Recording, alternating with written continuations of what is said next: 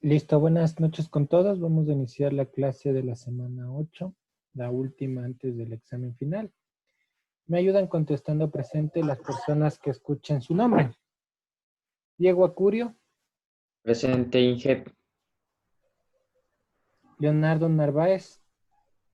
Presente, ingeniero.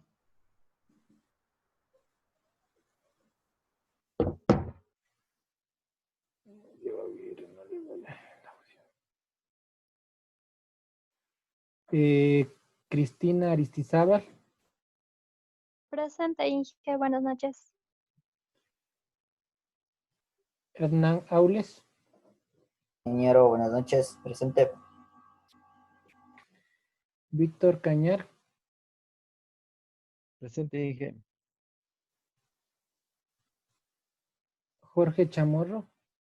Presente, Inge. Luis Cisneros. Presente, ingeniero, buenas noches. Carlos Collaguazo. Presente, Inge, buenas noches.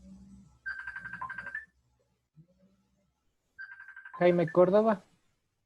Presente, Inge, buenas noches.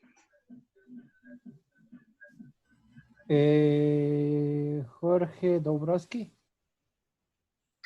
Presente, Inge, buenas noches. James Guadalupe. Presente, Inge, buenas noches. Leonardo Martínez. Presente, ingeniero, buenas noches. Verónica Mazapanta.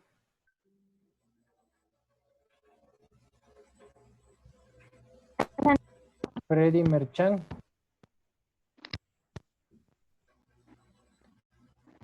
Cristian Moreno. Presente, Inge, buenas noches. Ronald Mullo.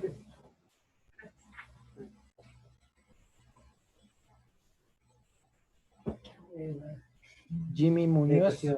Buenas noches. Diego Novoa. Presente, ingeniero, buenas noches. Ángel Núñez. Presente, ingeniero, buenas noches. Freddy Rivera. Presente, Inge, buenas noches. Cristian Román. Presente, ingeniero, buenas noches. Sí, pero Edison Topa. y lo olió. Buenas noches. Sí. Verónica Mazapanta. Ya. Freddy Merchan. Freddy Merchan. Freddy Merchan. Pero esa solo ha sido en el MOOC. Listo, vamos a comenzar la clase de la semana 8. Como ustedes ya saben, el día domingo vamos a dar el examen. Va a estar habilitado de 6 a las 23 horas con 59. Y va a estar, el examen va a estar o contempla hasta lo que veamos hoy día. Perdón, el día domingo dijo. El día domingo vamos a dar el examen desde las 6 de la tarde a las 23 horas con 59. Va a estar habilitado el examen. El examen dura 1 hora y pueden entrar dentro de ese rango, pueden entrar a 1 hora y dar el examen. El examen consta de 35 preguntas y dura 1 hora. Pueden entrar a las 6 de la tarde, 7 de la tarde, 8 de la tarde, 9 de la noche, etcétera, etcétera, etcétera. La cosa es que está habilitado desde las 6 de la tarde hasta las 23 horas con 59 minutos del día domingo. No se olviden. Ya les dije la anterior clase. Inge, una consultita. Claro. Disculpe, el cuestionario igual de marco regulatorio está igual a la misma hora, el mismo parámetro el domingo. Sí, están a la misma hora, pero tienen un tiempo de 6 horas. No puede dar el uno y luego dar el otro. Sí, Inge, no era más para saber el día, pero sí hay tiempito para hacerle los dos. Tiene un tiempo suficiente. Y más bien les puse el día domingo a que estudien y tengan, la red esté más libre y no tengan ningún problema. Y así nos ahorramos problemas de ustedes y me ahorro problemas yo. Inge, una consulta del cuestionario, ¿el examen es navegable o no? Si el examen es navegable, pero solo un solo intento, ¿no? Un solo intento navegable. Pueden retroceder a montarlas. Ok, muchísimas gracias. No hay problema en eso. ¿Alguna otra pregunta?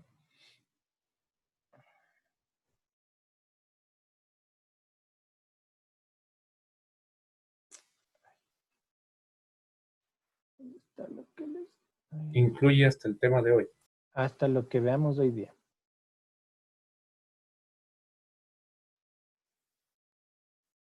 Que no es complicado, no es tan largo los temas de hoy día. De la semana 7 ya vimos, ¿no? Vamos a ver. Bueno, la semana 7 creo que nos quedamos en la mitad, no vimos todo, entonces vamos a acabar de ver eso. Déjenme encontrar dónde está, porque voy a compartir dónde está esto. Televisión digital, examen. ¿Esto qué será? Examen parcial, ¿por qué tengo exámenes parciales? ¿Esto también qué será? Paquetización, aspectos.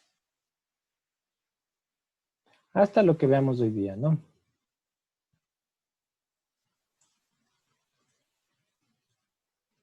En la anterior clase vimos el tema del estándar, aspectos principales del estándar ISDB-TV.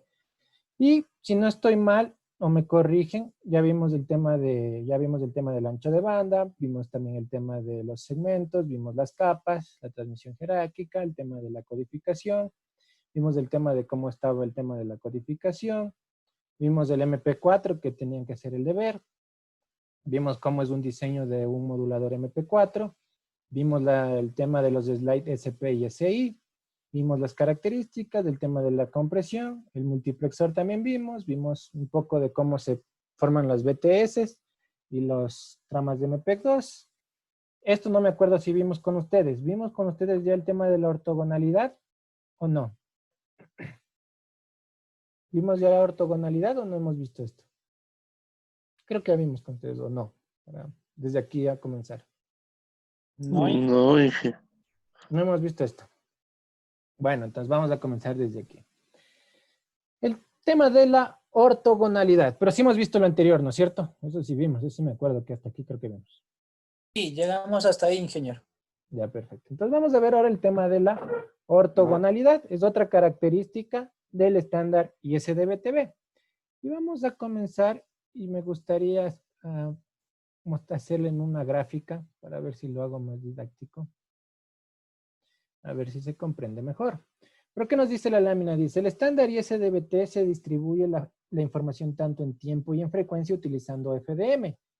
Dentro de cada símbolo FDM, para evitar la interferencia, las portadoras mantienen una separación en frecuencia cuya valor corresponde a una condición muy especial que constituye el principio de funcionamiento en este sistema de modulación. El principio de ortogonalidad se cumple cuando la separación entre portadoras es igual a la inversa del tiempo de la duración del símbolo. Eso lo vamos a ver en la capa física, pero ahorita ¿sí saben qué es OFDM? ¿Han estudiado OFDM? ¿Tienen alguna idea de qué es OFDM?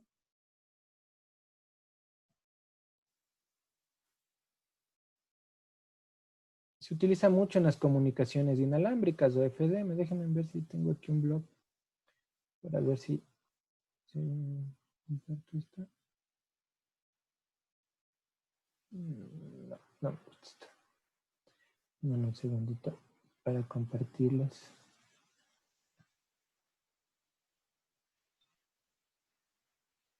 Pero coméntenme, ¿saben qué es OFDM? ¿Cómo funciona? ¿Han oído OFDM? Nada. Bueno. OFDM tal vez frecuencia. Bueno, voy a explicarles OFDM así de una manera más simple. OFDM, vamos a otro color.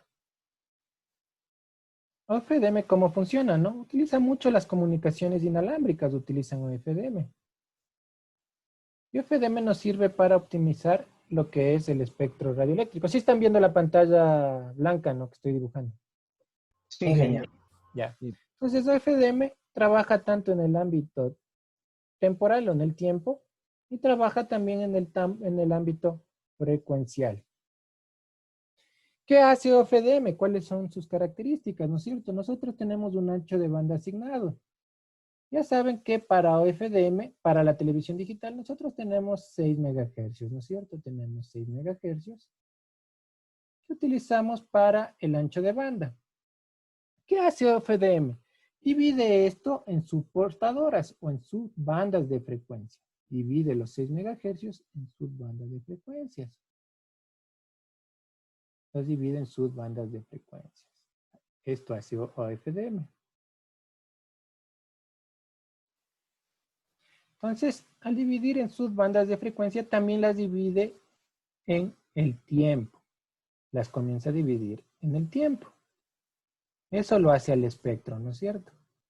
Las divide tanto en el ámbito temporal como en el ámbito frecuencial. Esto es un T1 y esto es un T2. Este es un T3 y este será un TN, ¿no es cierto? Esto es un instante de tiempo. Cambiando de color. Dentro de todas estas subbandas de frecuencia están las portadoras. Voy a dibujarles así como triangulitos. No son así, son medias sinusoidales. Pero están las subportadoras, ¿no es cierto? Dentro de todos estos. Aquí van a estar otras subportadoras.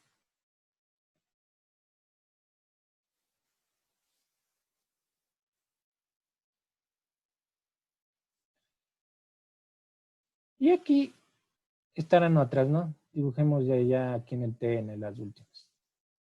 Aquí estarán otras. Todas estas subportadoras, su principal característica es que sean ortogonales entre sí. Si yo tomo en el tiempo, hago un instante de tiempo, ¿no es cierto? Yo tomo un instante de tiempo, voy a ver todas estas portadoras. Todas estas portadoras se llaman símbolos o FDM. Símbolos o FDM lo representan con la letra S. La agrupación de varios símbolos, se conocen como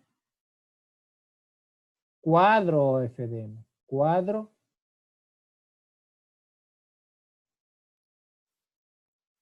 o FDM. ¿Cuál es la característica para la televisión digital? Que este cuadro está formado de 204 símbolos. ¿Por qué 204 símbolos? Porque la trama o el transport string o la trama MPEG-2 está formada de 204 bytes. Así es como funciona FDM. Para que ustedes entiendan, esto es lo que tenemos, ¿no es cierto? Tenemos la señal de televisión y aquí tenemos ya digitalizada. Aquí están las portadoras, las subportadoras moduladas en el tiempo y tenemos de aquí. Si yo aquí paro en un instante de tiempo, puedo ver todas estas portadoras. Esto es lo que sería un símbolo, ¿no es cierto? Si ya veo en el tiempo, ya voy a ver diferente, ya no voy a ver la misma señal. Esta parte de aquí cambió. ¿Cuál es la principal función? De que sean ortogonales entre sí. No sé, no puedo dibujar muy bien las señales de ortogonales. Mejor les voy a mostrar un dibujo en el Google. Me parece que es más didáctico que yo estar dibujando. Porque no puedo dibujar muy bien.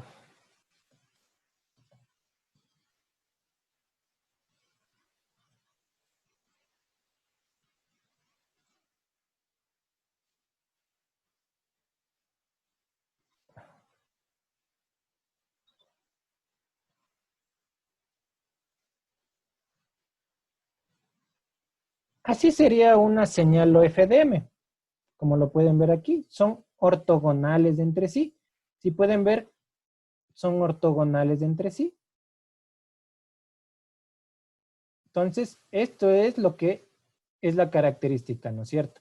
Si yo veo, esto lo estoy viendo en otro plano, ¿no? Para hacer el símil de lo que les estaba enseñando, esto de aquí sería un símbolo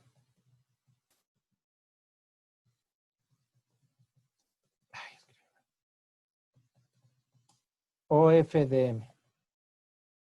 Así es como funcionan las comunicaciones inalámbricas o OFDM. Las comunicaciones inalámbricas se basan en el principio de OFDM.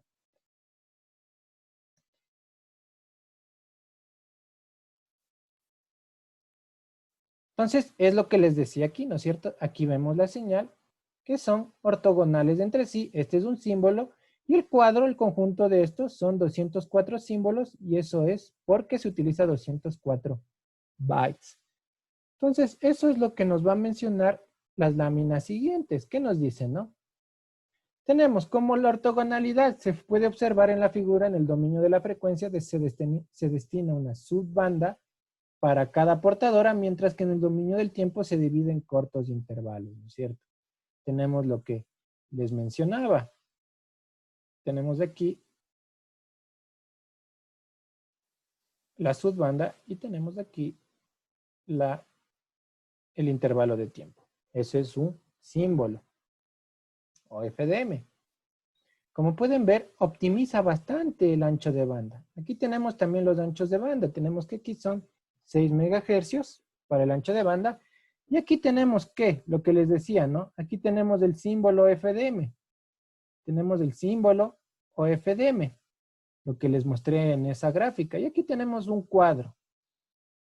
¿Qué nos dice la lámina? En la figura se representa la ubicación de las portadoras en la sección que generan el dominio de la frecuencia como en el dominio del tiempo. O FDM, si bien es OFDM, es multiplicación por división de frecuencias ortogonales, no quiere decir que solo trabaja en el ámbito frecuencial, sino también en el ámbito del tiempo, como pueden ver. Todas las portadoras se encuentran ubicadas en un intervalo de tiempo, se les conoce como un símbolo. Si todas estas portadoras están en un mismo intervalo de tiempo, eso se le conoce como un símbolo FDM. Y una sucesión de símbolos en un determinado tiempo es conocido como un cuadro de FDM. El estándar ISDBT, el cuadro de FDM, está conformado por 204 bytes. Voy a hacer un ejemplo para que se entienda, ¿no es cierto? Tenemos aquí la trama MPEG-2, donde vamos a tener nosotros la cabecera y tenemos lo que es el payload, ¿no es cierto? Que el payload, y tenemos lo que es la corrección de errores con Rin-Salomon, ¿no es cierto? Todo esto son 204 bytes. Este es un TS, para ya hablarlo específicamente, que ya vamos a entrar en el transport string. Este es un TS que está conformado por 204 bytes.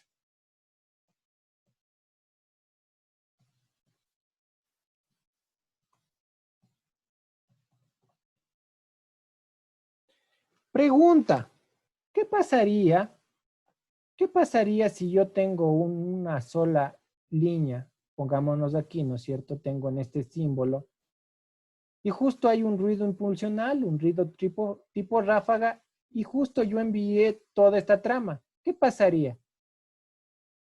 ¿Se perdería toda la trama? ¿Se perdería la mitad de la trama? ¿Se perdería algo de la trama? ¿Qué pasaría? ¿Alguien?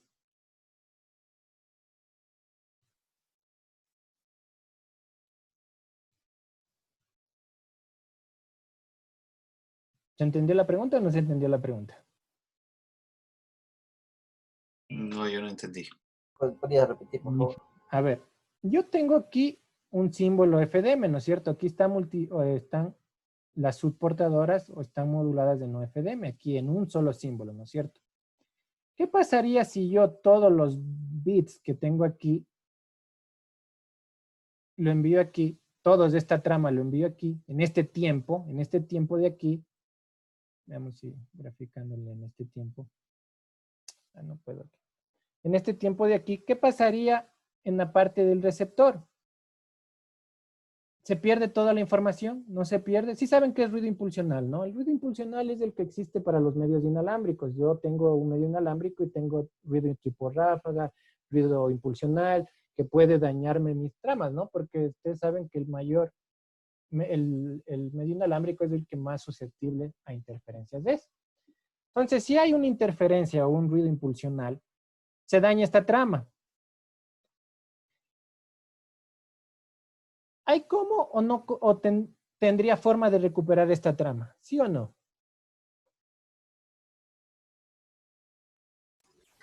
No se perdería y sí se podría recuperar de pronto por la información que debería venir en la cabecera y por el tiempo.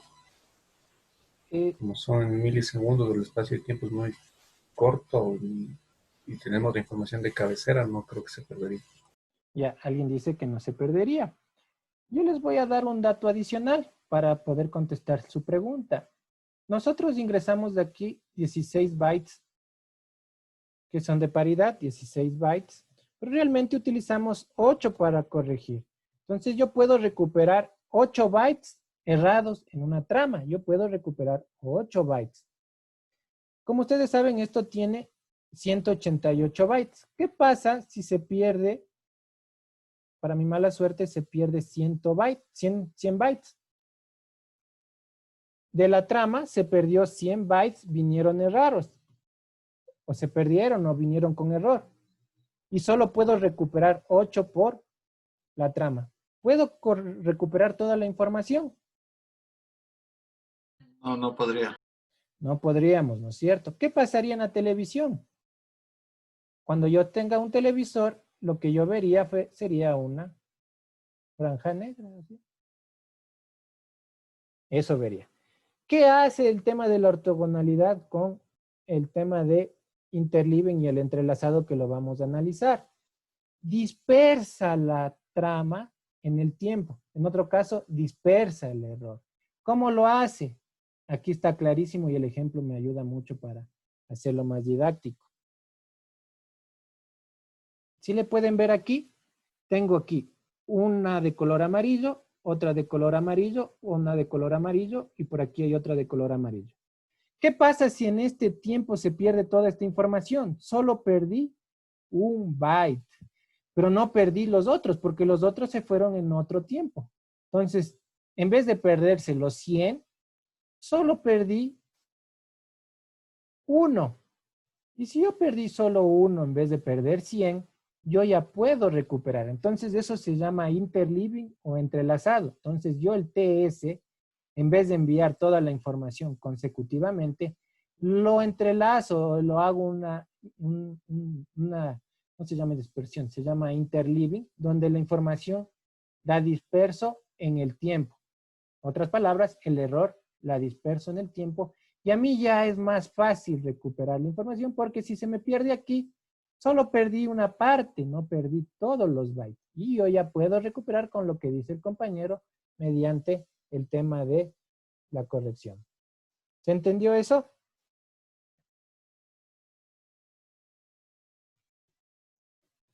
Sí, Inge. Entonces, para que vean lo importante de la ortogonalidad, ¿no? Ya vamos a ver las diferentes técnicas más adelante. Porque estamos en principios del estándar. Pero, bueno, ya me adelanté un poquito. Vamos a seguir viendo, ¿no? ¿Qué es la ortogonalidad? Para mejorar la robustez de OFDM se emplean entrelazado en frecuencia en tiempo, lo que les decía, ¿no? El entrelazado de la frecuencia y tiempo, ¿no? No toda la información va a viajar en un solo tiempo. Va a estar dispersos tanto en tiempo como en frecuencia, lo que vimos aquí, ¿no? Este amarillo de aquí está en un tiempo y en una frecuencia. Este amarillo de acá está en otra frecuencia y en otro tiempo. Este amarillo de aquí está en otro tiempo y en otra frecuencia. Entonces, eso nos evita tener o hacerle bien robusto el tema de los sistemas, más en la televisión digital terrestre, utilizando un medio inalámbrico. Eso se llama entrelazado, en este caso, o interleaving, que los estudiaremos. El entrelazado en frecuencia consiste en distribuir los bits de datos contiguos en diferentes portadoras, mientras que el entrelazado en tiempo se refiere a distribuir símbolos o FDM consecutivos en diferentes intervalos de tiempo. Básicamente lo que les había mencionado.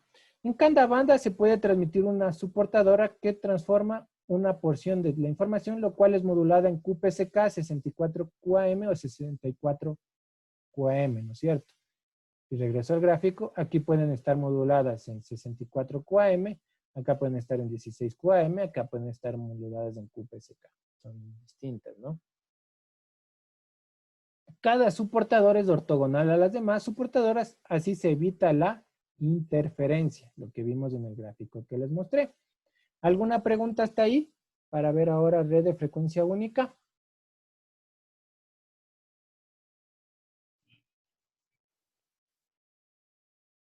Bueno, si no hay preguntas, vamos a ver red de frecuencia única. Estamos profundizando un poco más en los conceptos, ¿no? La red de frecuencia única es un tipo, ya hemos hablado suficiente, pero ¿qué es? Es un tipo de radiodifusión donde distintos transmisores emiten la misma señal. En el mismo canal de frecuencia sin interferirse y aumentando el nivel de la señal en las áreas donde se sobreponen, de tal manera que aumentan el área de cobertura y disminuyen la posibilidad de que se produzcan interferencias, ¿no es cierto? Aquí trabajan los transmisores en una misma frecuencia, el transmisor de aquí con el transmisor de acá, trabajan con la misma frecuencia, canal 26, y eso me permite tener mayor área de cobertura, ¿no es cierto? Podemos tener mayor área de cobertura. ¿Cuáles son las ventajas de utilizar la red de frecuencia única? Las redes de frecuencia única permiten a los radiodifusores un uso más eficiente del espectro de frecuencias disponibles. Como ustedes saben, o si no saben, el espectro radioeléctrico es un recurso limitado un recurso natural limitado que hay que hacer un uso eficaz y eficiente mediante las nuevas técnicas y tecnologías que salen, ¿no? Por el uso de una sola frecuencia, entonces la red de frecuencia única utiliza una sola frecuencia para cubrir grandes áreas, usando una red como transmisores de baja potencia para crear una cobertura confiable. ¿Qué más? La potencia necesaria es menor en conjunto y gran parte de los puntos de recepción están cubiertos, permite una mejora y diversidad de la relación señal-ruido, basando en el hecho de que la suma de dos señales idénticas e independientes del ruido genera un resultado, una ganancia considerable. Si el receptor ve dos señales independientemente desvanecidas, la probabilidad de que las dos señales sean afectadas por el ruido es significativamente baja. En la radiodifusión, la señal emitida por dos transmisores geográficamente adyacentes necesariamente deben usar dos canales distintos debido a la propagación de multitrayectoria. Mediante el uso de la modulación FDM en una red de transmisores que operen en la misma frecuencia, el uso de intervalo de guarda permiten aliviar los efectos de multitrayectoria, donde el receptor recibe las señales procedentes de varios transmisores, ¿no? Vimos también el intervalo de guarda nos ayuda a optimizar el efecto multitrayectoria. ¿Cuál es la desventaja de utilizar la red de frecuencia única? Las redes de frecuencia única requieren que los transmisores emitan al mismo tiempo o con retornos controlados o con precisión uno o varios transmisores, con contrario habrá la presencia de interferencias de red. Tienen que transmitirlos al mismo tiempo, ¿no es cierto? Tienen que estar sincronizados entre sí. Es una de sus desventajas, ¿no? El sincronismo y el tema del control de retardos, que lo analizaremos más adelante.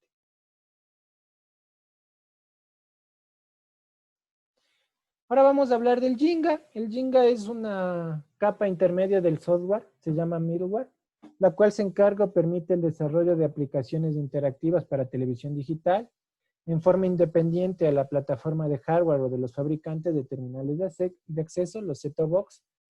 Jinga reúne un conjunto de innovadoras tecnologías. Como pueden ver, Jinga está ya, si hablamos dentro de las capas, aquí tenemos lo que es, haciendo una analogía con TCP/IP, sería lo que es la red física, el tema del transporte, bueno, aquí está la compresión, y aquí tendríamos el middleware y los diferentes APIs de conexión.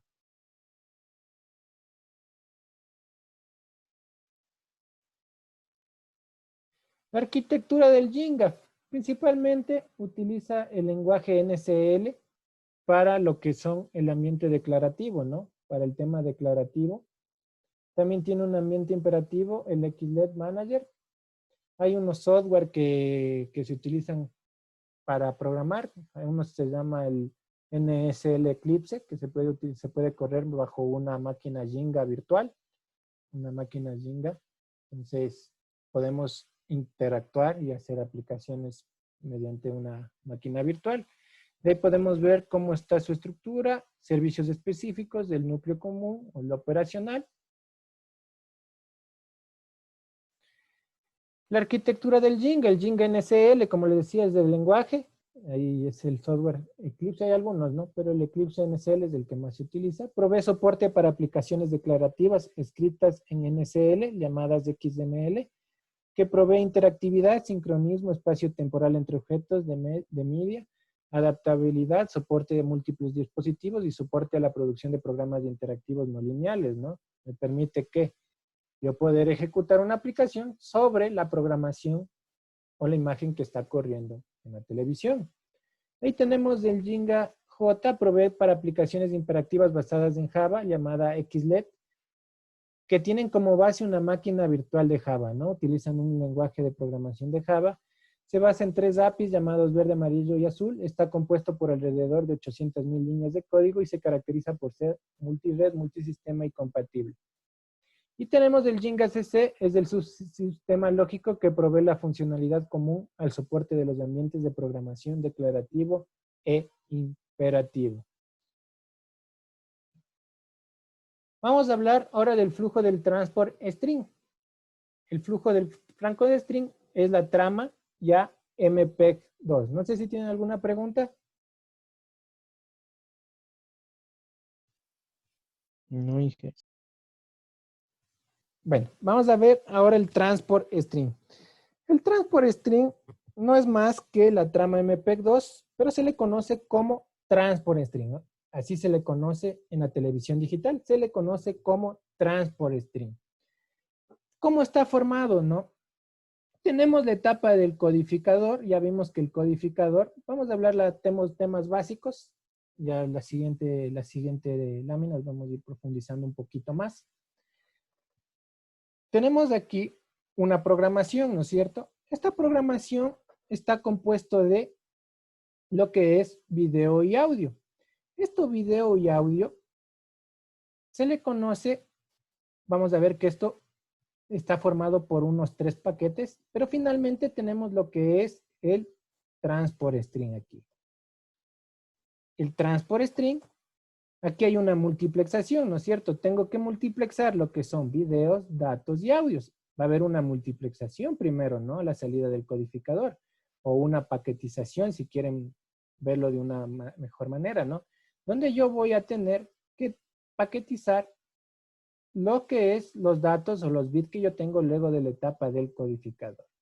De igual manera puedo tener otros programas, otras programaciones. Y finalmente tengo una etapa de multiplexador, ¿no? Otra etapa de multiplexador, donde ya no tengo solo de un programa, ya voy a tener de varios, ¿no es cierto? Como pueden ver aquí, tengo el primer programa representado con verde, tengo aquí este medio rosado, el azul, el blanco, etc. Esto ya se llama un flujo de transporte. Esto le conocen como un flujo de transporte. Este también está formado por un transport string, le saben conocer, y también tiene una trama de 188 bytes. Pero aquí ya está multiplexada la información tanto de un programa, del segundo y del tercero. Puede haber audio del primero, audio del segundo, audio del tercero, puede haber datos del primero, datos del segundo, datos del tercero, o puede haber video del primero, del tercero. Entonces, ya aquí ya está multiplexado todas las información de el transport string.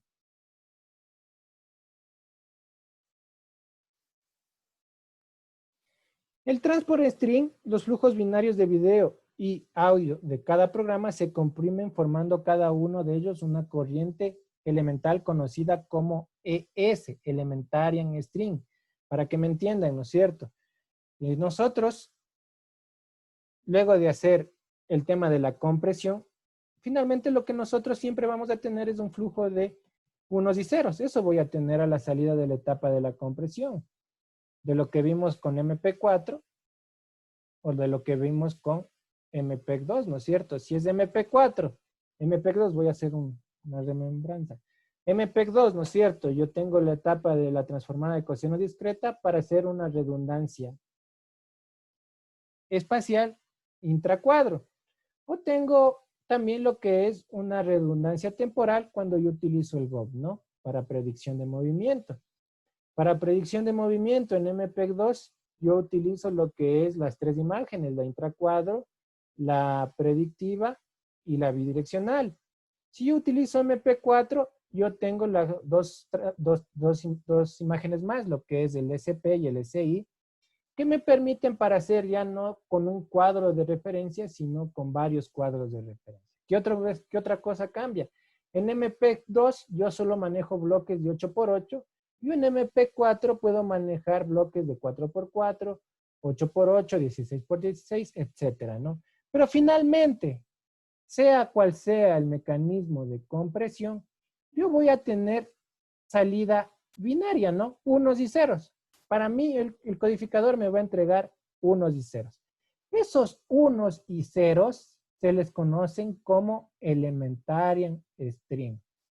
Esos unos y ceros luego de la etapa de la compresión se les conoce como elementarian string y es la unidad básica con la que comienzan el transport string. ¿Qué nos dice a continuación? Cada uno de estos elementarian string se estructura en forma de paquetes llamados PS, ya lo vamos a estudiar más adelante. Entonces los de elementarian string se transforman en PES. Los paquetes de video, audio y datos de un mismo programa pasan posteriormente a un multiplexor también conocido como MUX, donde establece un solo tren binario. En la multiplexación, el grupo del estándar MPEG distingue entre dos posibilidades. El PS, el Program String. El Program String es cuando vamos a tener solo una programación, ¿no es cierto?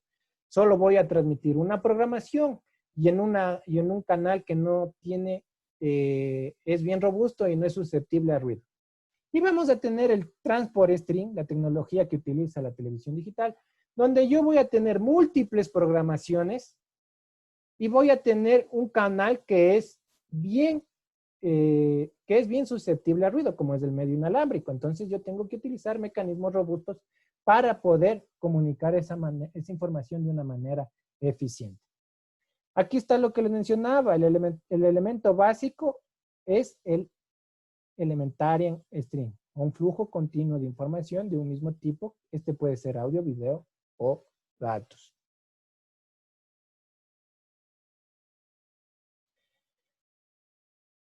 Para la utilización del broadcasting se utiliza el Transport String, ¿no es cierto? Lo que ya les había mencionado. Y este TS a su vez contiene varios ES y también varios PS que vamos a ver más adelante. En la televisión digital, un TS equivale a lo que se denomina un multiplexor, ¿no? Multiplexamos todas las programaciones y tenemos un TS que nos va a ayudar a enviar la información, un TCP. Un servicio está asociado al canal de TV, se emite como una serie de ES dentro de un TS, dentro de un multiplexador TS. Se puede emitir varios canales y servicios. Y aquí tenemos lo que es la información útil que ya vimos, ¿no? Tenemos la cabecera, un byte de sincronismo. Ya vamos a ver más adelante que la cabecera no está formado por un byte. La cabecera está formado por 4 bytes. La cabecera del TS. Y está formado por 184 bytes de payload. 184 bytes. 184 bytes de payload. Así realmente es un transport string.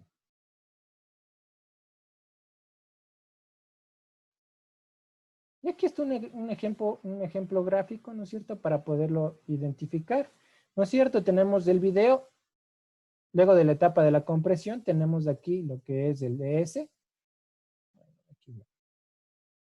El ES. De ahí tenemos que estos se empaquetan en paquetes que se denominan PES. Y luego tenemos el Transport String. Igualmente el audio. Y todos esos forman un multiplexador donde vamos a tener ya el transporte de las diferentes programaciones. Así es como funciona el tema del TS.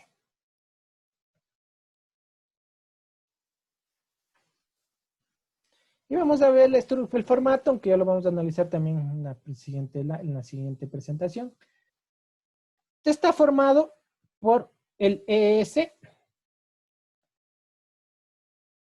el Elementarian String de video y audio, luego son empaquetados en el PS y luego tengo el Transport String. La parte de acá es la parte de control. ¿Y cuál es la parte más importante de esta etapa de control? Es la de aquí. Las tablas de SI y PSI, donde me van a indicar qué información es la que yo estoy llevando, ¿no? Es información de video, de datos, a qué programa están asociados para poder yo, en la etapa del decodificador, poder unir el audio del 1 con el programa que le corresponde, ¿no? Y no tengamos un desorden en el tema del decodificador. Estas tablas son muy importantes. Para hacer una similitud y ustedes puedan entender, ¿no es cierto? Con TCP/IP, me imagino que han de haber cogido redes, ¿no es cierto? Yo tengo TCP/IP. Vamos a utilizar acá para hacerlo de mejor manera y se pueda entender. Para que se pueda entender mejor.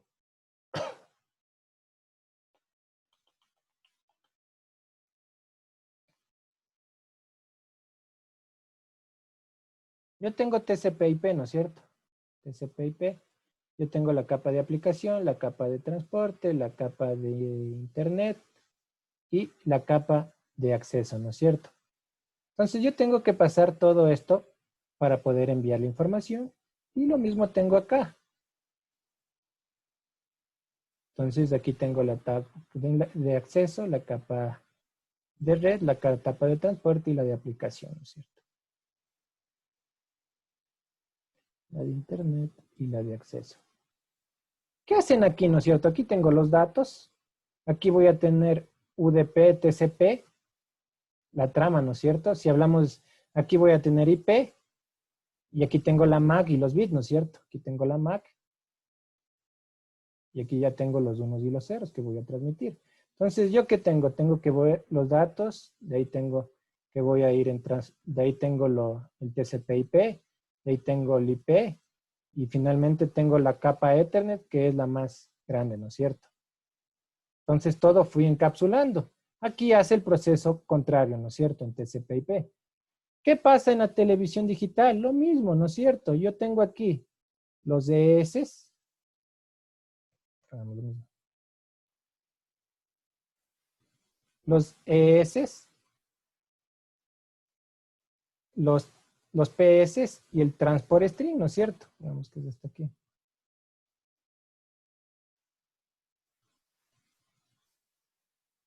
Para que se entienda, ¿no es cierto?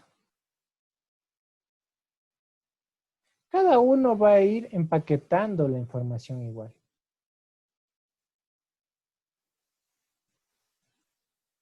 Cada uno va a tener sus cabeceras. Y estos son los datos, ¿no? Los DS. Entonces, así es como funciona. De igual forma, tengo que hacer el proceso inverso para ir desempaquetando la información para que se haga una similitud con lo que tenemos con la red de datos. Pero no es nada con TCP/IP. Pero para que se entienda. Y eso lo vamos a ver en la siguiente lámina. ¿Alguna pregunta?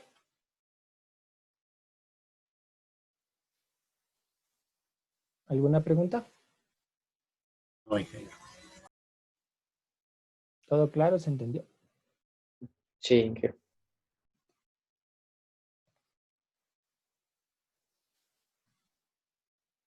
Entonces, ahora vamos a ver cómo se estructura, cuál es la codificación y la paquetización del TS, lo que les demostraba en el gráfico, ¿no? Cómo se van formando.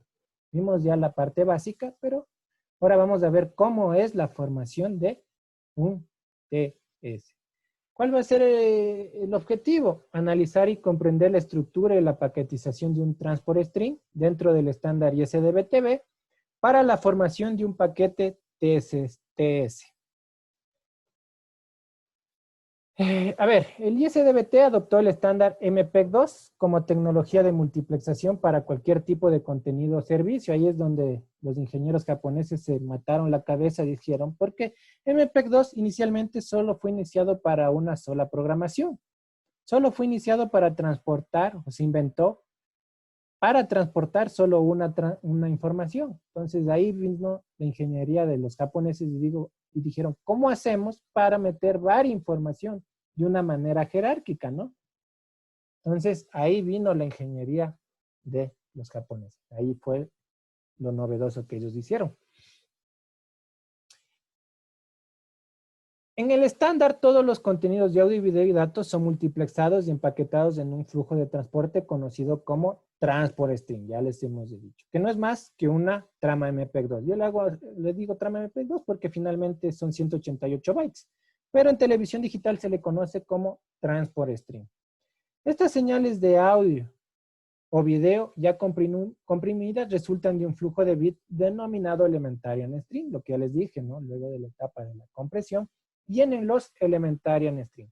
Luego se dividen a estos flujos en paquetes elementales conocidos como PES, con información elemental de cabecera. Se los empaqueta, como lo que decía en TCP, ¿no? Tengo los datos y luego los empaqueto. Igual los voy a empaquetar y eso se llaman PES.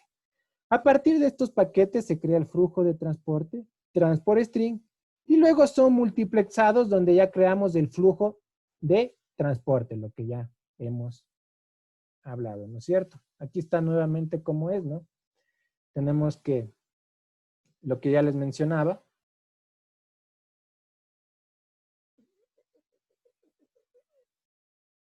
tenemos así, ¿no? El tema de la paquetización y el tema cuando ya en el receptor va a ser en la parte contraria, ¿no? Comenzamos del TC. La parte de aquí lo vamos a estudiar la siguiente clase, el tema de las tablas SI y PSI, que ya son un tema de control para poder identificar qué información es la que estamos transportando.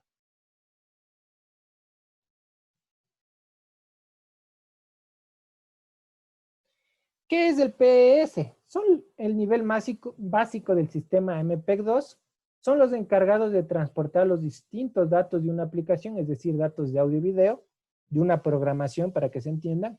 Estos paquetes contienen información de cabecera que sirve para identificar el tipo de datos que transportan y la carga útil. Todos los PES que forman parte de un mismo programa comparten una misma base de tiempos y en cuanto a la carga útil, este contiene un solo frame de video o audio que tienen una longitud máxima por si acaso. No es fija. Esta longitud máxima es de 64 KB.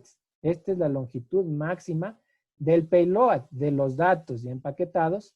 Son 64 KB, que pueden ser mayor en algunos casos especiales, pero máximo son 64 y es mayor porque se les agrega 6 bytes de cabecera. Ya lo vamos a ver más adelante. En cuanto a la cabecera, este contiene un prefijo de código que se conoce como Start Codec Prefix, que son 4 bits, 24 bits, que me indican siempre el inicio del paquete PES. ¿Y cómo me indican? Con este código, 000001. Me dice, este es un inicio de un paquete PES. Aparte está también, tiene un campo que se le denomina string, identifica un ID, ¿no? Una cadena de ID, que me va a identificar qué tipo de contenido tengo, ¿no? ¿Es audio? ¿Es video? ¿Es datos? ¿Qué es? ¿Qué información yo estoy teniendo en el PES?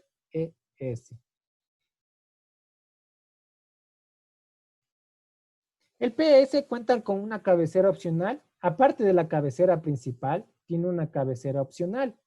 La cabecera opcional que es adaptada a los requerimientos del Elementarian String que se están transmitiendo. Esta cabecera está conformada por 12 bits que constituyen 11 banderas que indican cuáles componentes están presentes actuales en los campos opcionales en la cabecera opcional del PS y cuáles no lo están. Lo más importante dentro de la cabecera opcional son el PTS y el DTS. Y vamos a ver que también el PCR es importante. Más adelante ya lo vamos a ver. Por el tema de sincronismo. Hay que hacer el tema del sincronismo. Vamos a multiplexar y vamos a tener un demultiplexador en el tema de la recepción, ¿no es cierto? Entonces tienen que estar sincronizados los dos. Entonces estos datos, estas banderas me van a indicar esta información.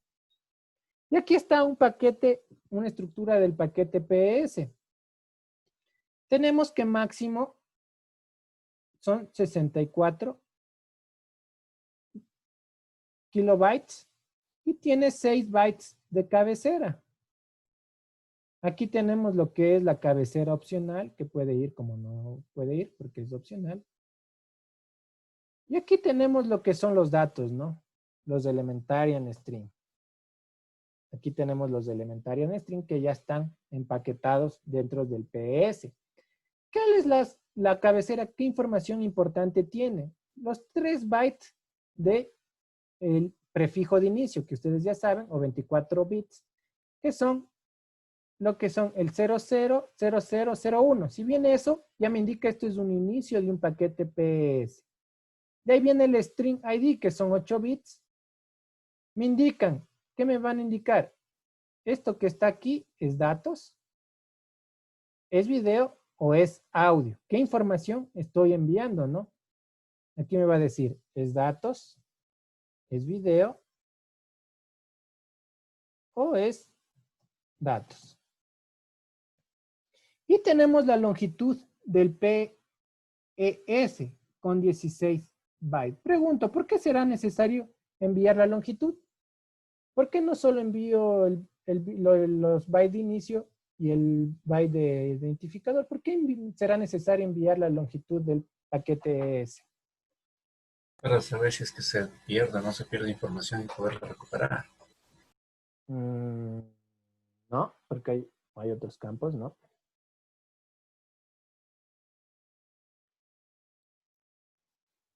¿Por qué será importante conocer la longitud?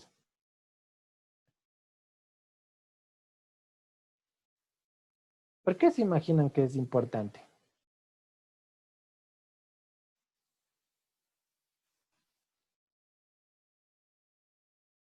¿Alguien? Puede depender tal vez del tiempo que se tarde en llegar la información. No, porque vamos a ver que hay unos bytes de sincronismos en la cabecera opcional, ya lo vamos a revisar, ¿no? ¿Por qué es importante? ¿Qué les mencionaba yo y que deben recordar ustedes? La parte del payload del PS es variable, no es fija, es máxima 64. ¿Qué pasa si yo tengo un PS que es hasta aquí y tiene 32 bytes?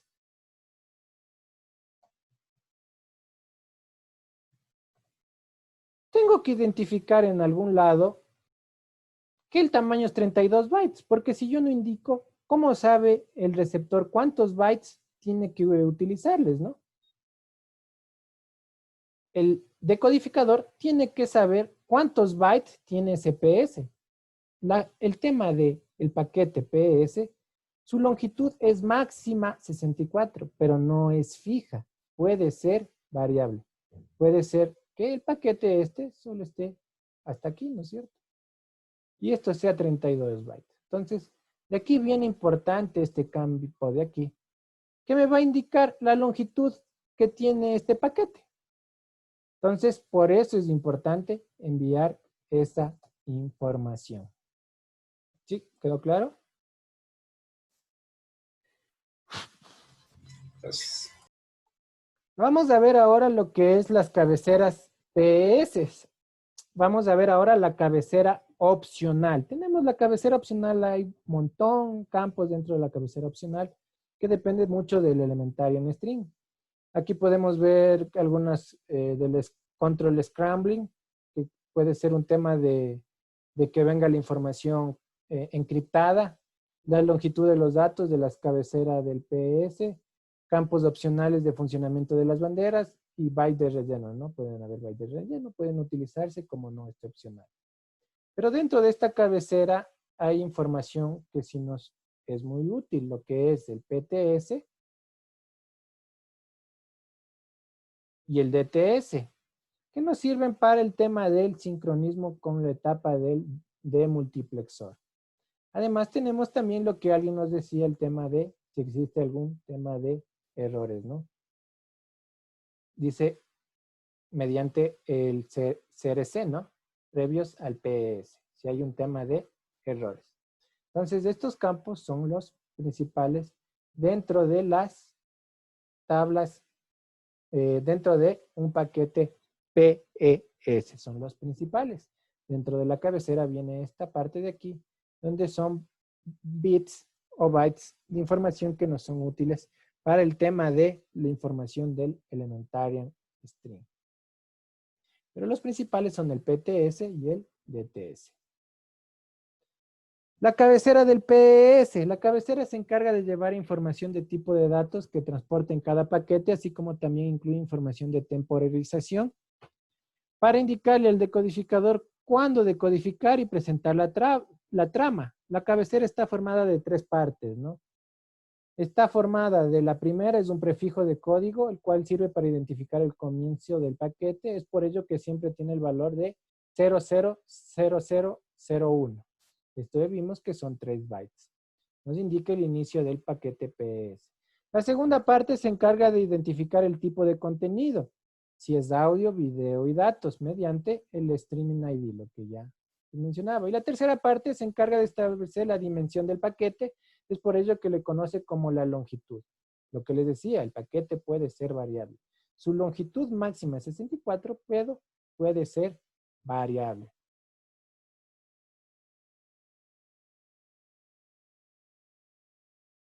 El payload o carga útil. El payload o carga útil, esta sección contiene la información del video, audio o datos que están a ser transmitidos dentro del paquete PS. Esta parte cuenta con una cabecera opcional en cual van varios flags. La cabecera opcional está formada por varios campos y banderas, los cuales indican la prioridad del paquete. Pueden haber paquetes prioritarios que tengan que enviarse con mayor prioridad. Tema del copyright, varios bits de relleno y principalmente está formados por varios campos llamados opcionales y están conformados por 8 bloques. ¿Qué más tiene la cabecera opcional? Tiene el tema de el Program Clock Reference y el PTS y el DTS que hablamos, ¿no es cierto? El PCR es el que asegura el momento de la demultiplexación, se asegura que los paquetes de video coincidan con los de audio, ¿no es cierto? Entonces, este campo me permite tener el tema de el demultiplexor, ¿no? Asegura el momento de la demultiplexación, me dice. El Presentation Time Stop indica el instante en el que se retira una unidad de acceso de la memoria intermedia del receptor, instantáneamente decodificado y presentado para su visualización. Cuando ya van a ser visualizados los datos. Listo, ¿alguna pregunta hasta ahí? Antes de ver la formación de los paquetes TS, ya vimos cómo se forman los paquetes ES, cómo se forman los paquetes PS, y ahora vamos a ver la formación de los paquetes TS, que son los Transport String, ¿no? No sé si tienen alguna pregunta.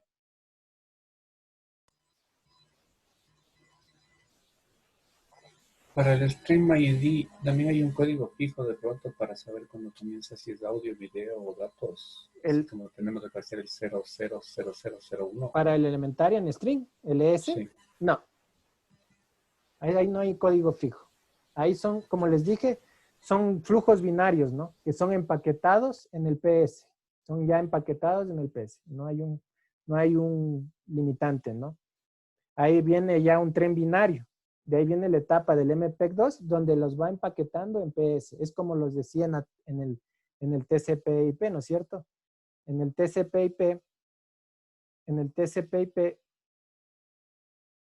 yo aquí finalmente tengo datos, ¿no? Entonces, esta información va empaquetada. El que empaquete es del TCP/IP. Los datos en la aplicación, es decir, no tiene un tamaño fijo.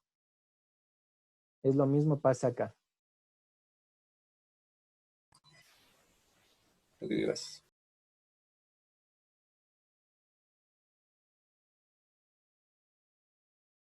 Listo. Formación de los paquetes TS, Transport String. Al hablar de Transport String o el TS, hay que entender que hay dos tipos, ¿no? Dos formas de enviar la información. Podemos tener lo que es el Program String y el Transport String. El Program String sirve para enviar una sola programación en un solo canal, lo que yo les enviaba, les decía, y el Transport String me permite enviar múltiples programación en un solo canal. Esas son las diferencias. ¿Qué nos dice la lámina? Al hablar del Program String, el PS y el Transport String, el TS, el objetivo es cómo MPEG-2 envía la información y no cómo está codificada. No tiene nada que ver la codificación. Entonces, el primero que hay que tener en cuenta es que si un video es un Program String o un Transport String, no tiene nada que ver con la calidad de la codificación del mismo, ¿no? La codificación ya más viene por otra etapa, ¿no? El MPEG-2 que comprime o el MP4 que comprime.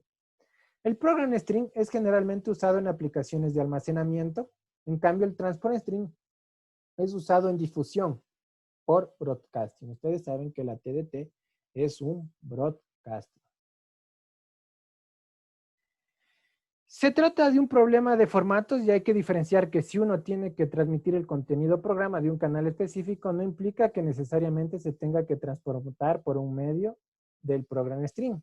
Un Program String contiene uno y solo un contenido de un canal determinado, lo que les decía, ¿no? Solo tiene una programación. Es como un carro con un espacio para un único pasajero que no está preparado para colisión alguno y desliza por una carretera muy tranquila, ¿no? Yo no tengo tanta información para de redundancia, corrección de errores, nada, sino que yo envío la información de un canal por un canal bien seguro, sin que no sea propenso a errores. ¿Qué es el Transport String? En cambio, puede contener múltiples canales simultáneamente, múltiples programaciones, se lo puede ver como un gran bus que puede llevar uno o más pasajeros y posee una buena suspensión, mecanismos de autocolisiones, que les permite soportar una carretera que puede provocar accidentes, etc. Entonces ya tiene mecanismos de corrección y de detección de errores. Esa es la diferencia. Además de que permite enviar múltiple programación. Por eso es utilizada en la radiodifusión, en la televisión digital terrestre. El objetivo de MPEG es agrupar de 6 hasta 20 programas para formar una señal común de datos multiplexada que es transmitida vía satélite, vía cable o cualquier tipo de enlace terrestre. Para que esto sea posible, se dividen los paquetes PES, ya saben los paquetes PES, más pequeños de longitud constante de 188 bytes. Esto ustedes ya saben, el transport string se divide en tiene un tamaño fijo de 188 bytes. Esto es lo nuevo, tiene 4 bytes de cabecera y 184 bytes de payload. Entonces, el transport string tiene un tamaño fijo, ¿no? De 188 bytes, pero ¿cuál es la información útil, digamos? 184 y tiene 4 bytes de cabecera que lo vamos a analizar.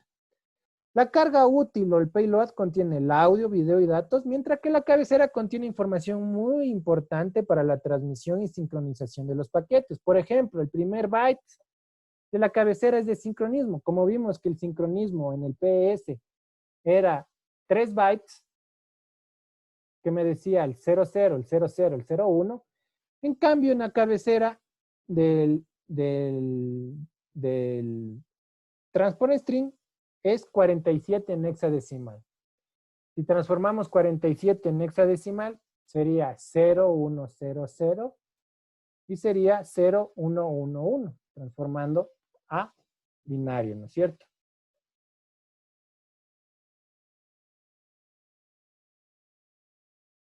Y aquí está la información que las cabeceras cómo están conformadas, ¿no? Tenemos aquí el payload, la información, ¿no es cierto? Aquí tenemos la información del payload.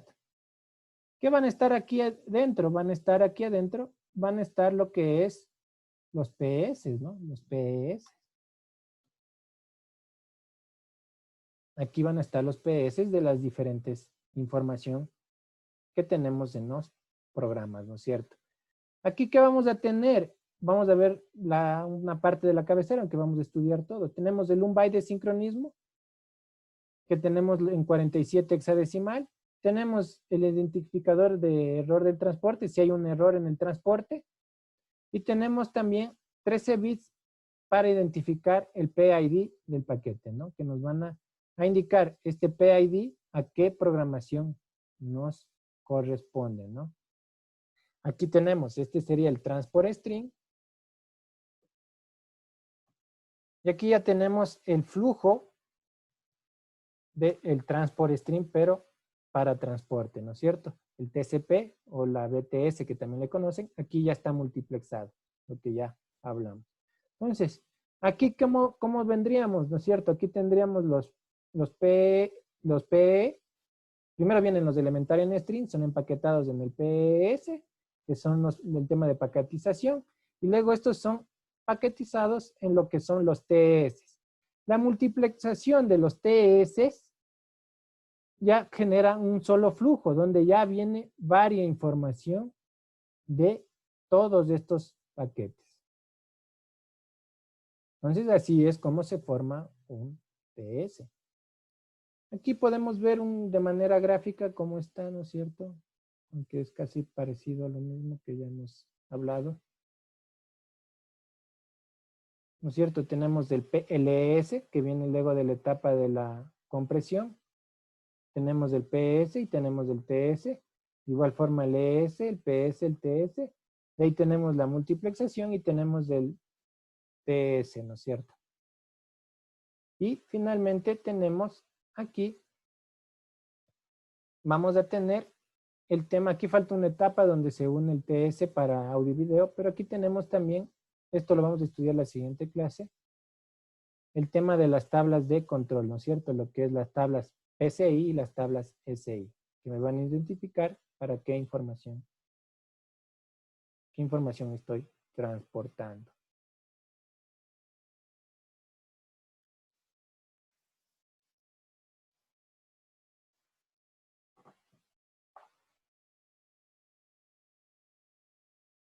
Aquí está manera de gráfico, de manera de bloque, ¿no? La compresión puede ser en MPEG-2, MP4, el tema de la multiplexación en MPEG-2, forma tramas MPEG-2. Aquí viene otra remultiplexación donde ya vamos a multiplexar varias programaciones. Aquí ya viene el tema de la transmisión jerárquica y toda la etapa de física que lo vamos a estudiar más adelante, la capa física, todos los procesos. En resumen, para que ya quede claro, ¿no? Vamos a volverlo a mencionar y que quede de una vez claro. A la salida de los codificadores de audio y video se encuentran secuencias elementarias de bits denominadas ES. No hay un tamaño fijo. LS son empaquetados en paquetes con tamaños variables de 64 KB, variables. Máximo 64 KB. Tiene una cabecera de 6 bytes que ya vimos, ¿no es cierto? La cabecera de cada PS contiene información de sincronización, identificación y caracterización de audio, video, datos, qué información está enviando. El PS origina los paquetes transport string de tamaño fijo de 188 bytes y 4 bytes de cabecera. Entonces tengo 184 de payload y 4 de cabecera. Cada TS es identificado por un PID para decir a cuál programación o a cuál transport string está asociado. Para identificar y estructurar los TS se utiliza un conjunto de tablas y descriptores definidos para MPEG-2. El TS se transporta por un único canal de flujo de datos multiplexados llamados BTS, Broadcasting Transport String, o el TCP, que también lo conocen, que tienen una tasa fija de 32,508 megabps, ¿no? 32.508 megabps, por si acaso tiene una tasa fija. Así es como funciona y se hace el tema del transport string. Ahora vamos a ver el tema de la cabecera de un TS. Vamos a ver la cabecera de un TS. Como vimos la cabecera del ES, del PES, vamos a ver la cabecera de un transport string. Como pueden ver, tenemos el bit identificador, el bit de inicio de sincronismo, el que me va a decir cuándo comienza una trama TS de 47 números de hexadecimal.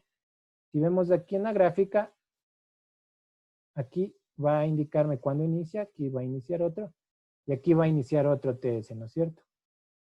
Me va a indicar cuándo inicia un TS. El identificador del error, si hay un error en el transporte, el payload, la prioridad, ¿no? Aquí me va a decir si hay que darle prioridad o no. El PID, asociado a qué información está asociado ese transport string. El transport scrambling control, si está encriptado. El tema de adaptación y el tema del counter, para contar cuántos TS son asociados a un PID. Estos van atados de la mano, ¿no? Este PID va atado a este, ¿no? Este PID me dice a qué programación está atado.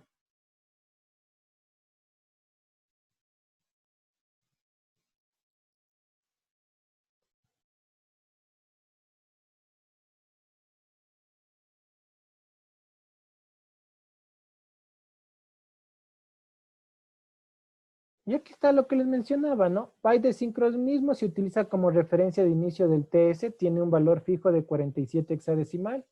Si transformamos a bits es 01000111. Puede ser cualquiera de los dos. El transporte de error, el indicador de error de transporte indica si el paquete tiene errores ocasionados durante la transmisión. Tiene un valor de 1 cuando el bit está errado, o cuando tiene un valor de 0 si no hay ningún error en esa trama, ¿no? El tema del indicador de inicio del payload. En paquetes nulos tienen un valor de 0. Para los paquetes que transportan tablas de sistemas de asume a 1. Cuando los datos de formación de tablas se inician con este paquete es 0. Cuando el transporte de información de audio y video es 1. Y si el paquete estuviera transportado en el inicio del PS es 0, ¿no? Depende esto va atado también con la información de los PES. El identificador, el PID, este es importante, ¿no? Identifica cada paquete del transport string. Es el valor del PID, depende del tipo de información que está transportando en su carga, ¿no? Puede decir de qué programación está transportando. El tema de la prioridad, cuando tiene el valor de 1, indica que el paquete que está transportando tiene mayor prioridad que los demás paquetes con el mismo PID.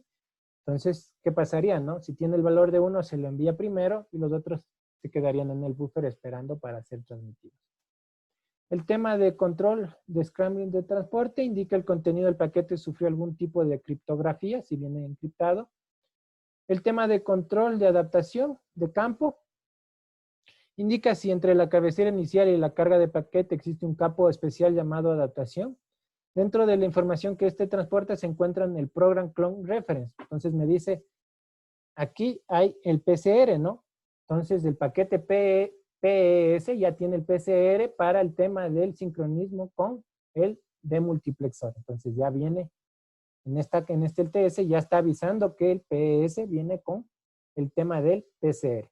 Y el tema del counter que va contando, dependiendo del PID, cuántos PIDs van transportándose, ¿no? Va incrementando de acuerdo a cada PID. Así está conformado la cabecera del transport string. Listo, hasta ahí sería para que den el examen el día domingo y no aumentarles más. No sé si tienen alguna pregunta.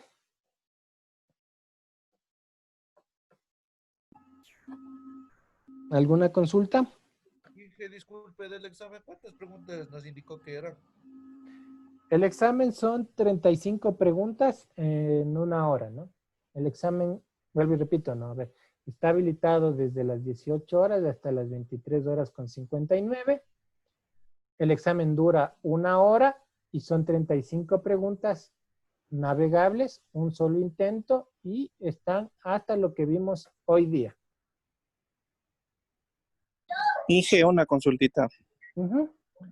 Inge, ¿cómo podríamos hacer? Lo que pasa es que hay estudiantes que tenemos que dar con esa materia y la otra que le indiqué son 3 exámenes, nos acaban de indicar, de la otra materia que igual es el domingo. Igual, por eso les estoy dando 6 horas. No les estoy poniendo 1 hora fija. Legalmente ustedes deberían dar hoy una materia, mañana otra, entonces no veo cuál es su problema. No, Inge, el inconveniente es por la plataforma, porque ya lo hemos realizado en ocasiones anteriores y eso se satura y se pone súper lento. ¿Cuáles 3 materias tiene que dar usted? Yo tengo que dar la materia de comunicaciones 2, televisión digital y marco regulatorio. Bueno, con el marco regulatorio y televisión digital yo he dado siempre los domingos y nunca se ha colgado, porque si usted da conmigo una materia no va a dar las 3 al mismo tiempo, ¿no? Usted no puede dar las 3 al mismo tiempo, ¿o sí? Sí, o sea, ese no es el inconveniente. Claro, yo sí le comprendo lo que usted me dice, incluso está el tiempo adecuado y todo eso, sino que todo el mundo va, o sea, tiene exámenes en ese día. O sea, bueno, si tiene algún problema me comunica en ese horario, pues. Yo igual estoy siempre conectado, me mandan un mensaje al mail. Sí, que porque ya, o sea, es más por el asunto que ya nos ha pasado y como el domingo va a dar todo el mundo exámenes, entonces ahí va a haber problemas, porque ya nos ha pasado, pero con todo, si es que algo me llegara a ocurrir, yo le comunicaría. Me manda un mensaje, no hay problema, pero yo siempre marco regulatorio y televisión digital doy al mismo tiempo. Y son pocos los estudiantes que cogen marco y televisión, las 2 materias, realmente no son los mismos estudiantes que cogen televisión y marco, cogen lo mismo. Puede ser que haya muchos estudiantes que se conecten, pero yo siempre he dado y nunca he tenido problemas del domingo, realmente. Nunca he tenido problemas. Pero si tienen, me comunican, no hay problema. Me avisan. Ya, Inge, muchas gracias.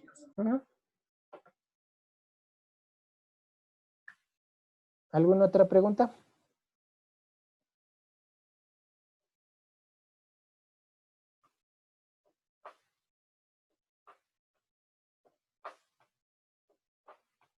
Ninguna. ¿Ninguna? Todo claro. Bueno, entonces que les vaya bien en el examen, estudien, si estudian más que seguro que les va a ir bien, tranquilos que Ya también nos preparamos la anterior clase, entonces... tú Dije, ya- esas preguntas tal vez están como corazón de padre. Lo que tienen es que comprender bien la pregunta, ¿no? Tienen que leer la pregunta y es sencillo, porque la pregunta, si no entienden la pregunta y contestan así a la rápida, puede ser que fallen, tienen que entender. Y las preguntas son como las que dimos de la anterior clase. Entonces, no son complicadas. Ven tranquilos. Lo que sí estudian, si no estudian, ya no es culpa. Pero ven tranquilillos. Listo, si no hay más preguntas, entonces suerte en el examen y nos veríamos. Están en la plataforma para poderse descargar y estudiar. ¿Perdón? Todas las presentaciones están en la plataforma. Todas están. Todas. En la semana 7 no les puse desplegable, tienen que entrar a material de apoyo, solo le hacen clic, solo se ingresan a la carpeta y ahí está de la semana 7. Pero están todas las diapositivas, todas. Puede haber preguntas no de las diapositivas, sino de lo que yo hablo también, ¿no? Entonces, por eso también es importante que asistan a clases. Pero la mayor parte es de las diapositivas. Listo, si no hay más preguntas, que tengan suerte en el examen y nos veríamos ya la próxima clase, que sería el otro miércoles. Una buena noche a Gracias, todos. ingeniero. Gracias, compañero. Hasta luego. Hasta luego. Gracias. Gracias, ingeniero.